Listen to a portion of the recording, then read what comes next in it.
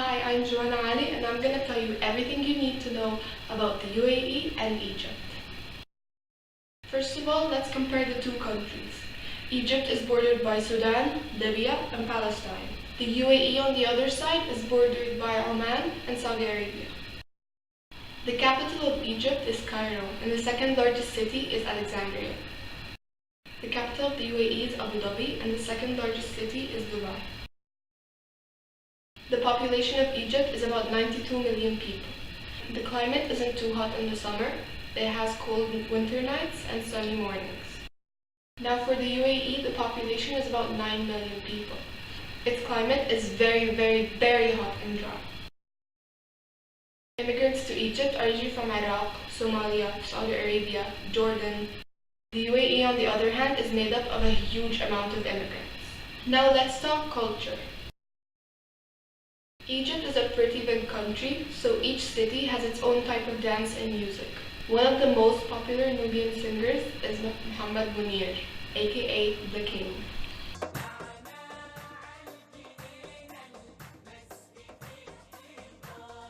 Classical 70s singers are Dalida,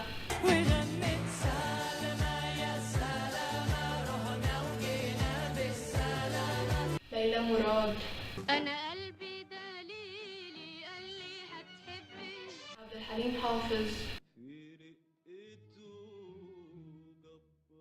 and Kulthum. I can't give you a preview of her songs because the shortest one I found was 58 minutes. Anyways, there's shabby music, which is basically the one for belly dancing. Here's a little bit of the popular ones.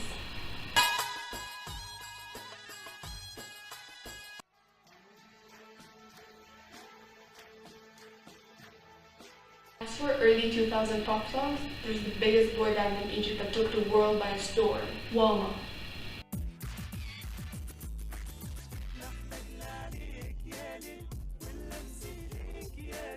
Also, there's singers such as Tamer Hosni,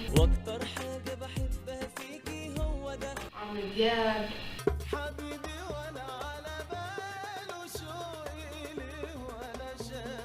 Angham,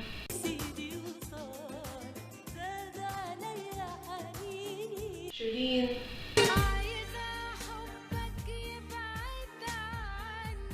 Also, there's a new electro music genre that was started by the low class in Egypt called Mahraganot.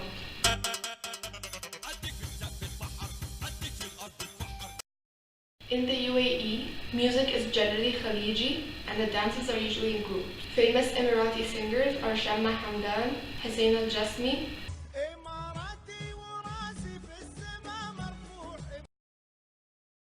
the top manufacturer in the UAE now is dates, polythene, oil, and gas, but all started in 1890 with pearls. As for Egypt, the top manufacturer is steel, gasoline, food, cement. They've been manufacturing paper, food, cement, and ceramics since ancient Egyptian history. Egypt has animals such as sheep, gazelles, goats, and donkeys. It also has papyrus trees, date palm trees, lotus flowers, and citrus groves. The UAE has sand gazelles, Arabian leopards, camels, and spiny-tailed lizards. It also has date palm trees, acacia tree leaves, and eucalyptus trees. Egypt suffers from many issues such as water, air, land, and sound pollution. It also gets affected by climate change and global warming. It even snowed last year in some areas. The UAE only has to deal with air pollution because of the refineries and the factories all across the country. Its waste is usually recycled or dumped in landfills. As for Egypt, even though Cairo has 16 times less waste than in Abu Dhabi, waste management is a huge issue. Garbage is informally collected by a group of people on pickup trucks and donkey carts. And I know you're probably wondering, informally, where's the government? Well, the government only collects 10% of the garbage in the streets. The rest of the garbage, well at least 60% of the rest of the garbage, is collected by a bunch of people from the Zabbaleen community in Al-Muqattam village in Cairo. The Zabbaleen in Al-Muqattam village are about 50 to 70,000 people that all work as garbage collectors. 90% of the people in the village are Coptic Christian and they even have their own cave churches since most of the area is mountain. The women stay in the village and sort what needs to be recycled. They collect 60% of the waste in the cities and they recycle 80% of it, which is more than the recycling efficiencies in the West. Now for the fun part. The UAE screens Hollywood, Bollywood, and Egyptian movies in their cinemas. Emirati movie production is very small, but it's slowly expanding. The UAE holds annual film festivals in Abu Dhabi and in Dubai, and it built lots of studios so it can promote Emirati filmmaking. Emirati drama is usually 30 episodes and they're aired in Ramadan.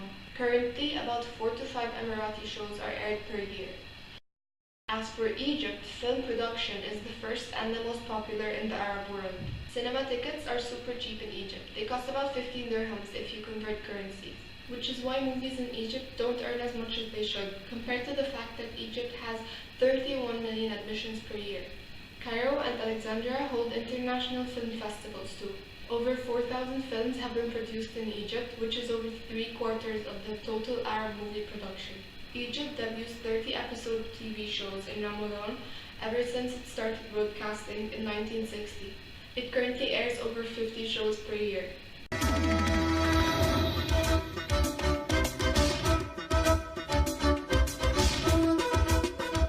Now, if you were to visit either Egypt or the UAE, you don't need a tour guide because your girl Jumana got your back. I'm going to show you the real face of each area in both Egypt and the UAE. You have so many places you can go to in the UAE.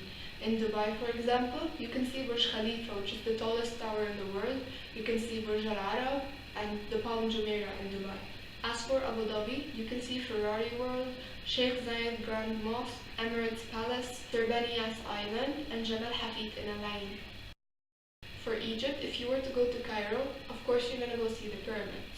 You can also see Cairo Tower, Salahuddin Ayyubi Mosque, Khan al-Khalili, Tahrir Square, and the Egyptian Museum. Also, Cairo is home to some of the largest churches in the country. In Alexandria, you can see the Qaitbay Citadel, the Biblioteca Alexandrina, Muntaza Palace, the Sayyid Darwish Theatre, the Roman Amphitheatre, Stanley Bridge, Mursab al-Abbas Mosque, and the Royal Jewelry Museum. It's beautiful. In Sinai, you can go see the St. Catherine Monastery and Mountain Sinai. You can go see the Coral Reef Resorts in Sharm el-Sheikh, and you can go to the diving resorts in Hurghada by the Red Sea. You can also go see the ancient Egyptian tombs and temples in Luxor and Aswan. You can go to El Guna, Taba, and Safaga for kite surfing or more water sport activities. You can even take a trip to the west and go see the beautiful beaches of Marsa Matruh and go on a safari in Siwa Oasis. And if you're a fan of history, you can go to Al Alamein and see the World War II battlegrounds. As for language, it's not a big issue. If you know English, everyone can happily help you along. You don't need to know that much Arabic. This is a last-minute edit. For transportation in the United Arab Emirates, you can take public buses all over the country. In Dubai you can take the metro and the tram. In Egypt you can ride public buses anywhere and take the train between any city. You can ride the tram in Alexandria and the metro in Cairo. Okay, that's it. Thank you for bearing with me. I hope you're not asleep yet, and I hope you learned enough about the UAE and Egypt.